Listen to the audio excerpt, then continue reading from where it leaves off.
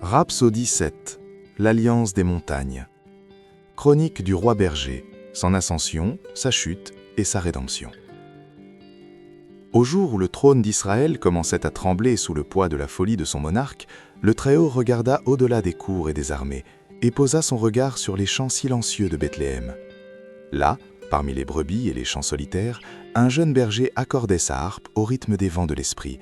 Son nom était David, le plus jeune des fils de Jessé, et l'huile des prophètes l'oignit en secret comme l'élu du ciel, non pour sa force ou sa stature, mais pour la pureté de son cœur.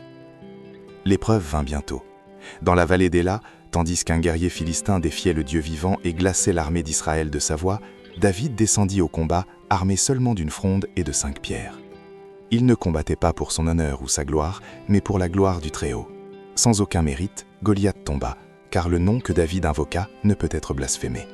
Et ainsi le chant du peuple changea. Ce n'était plus Saül qui tuait par milliers, mais David qui ravivait l'espérance d'une nation. Le chant des jeunes filles attisa la jalousie de Saül, qui, rongé par l'ombre de sa désobéissance, fit de son trône un piège. David s'enfuit dans les cavernes du désert, où la poussière fut sans lit et l'exil sans pain. Cependant, même en exil, son épée ne fut jamais souillée par la vengeance.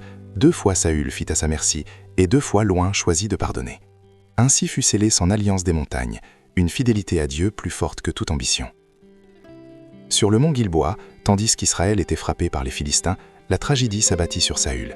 Désespéré et sans direction, le roi mit fin à sa propre vie, scellant ainsi les échos de sa rébellion. Sa chute avait été annoncée par les ruines de la sorcellerie qu'il consulta, un écho de rébellion contre le Très-Haut. David, loin de se réjouir, pleura le roi comme un père et Jonathan, son grand ami et guerrier, comme son âme sœur.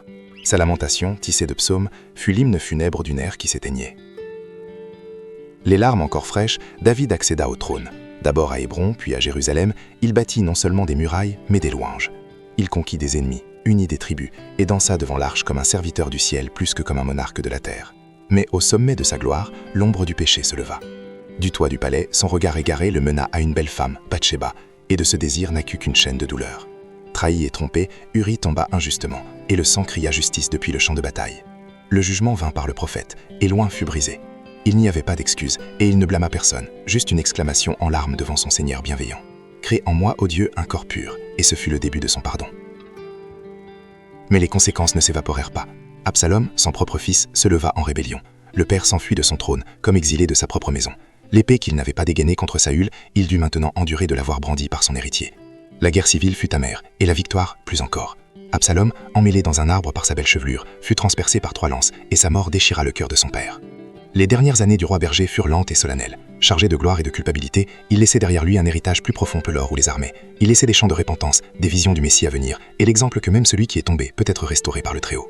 Ainsi fut scellée l'alliance des montagnes, non pas dans le marbre, ni dans des décrets, mais dans des cœurs brisés et fidèles. Car David, avec toute son humanité, fut et sera rappelé comme un homme selon le cœur de Dieu.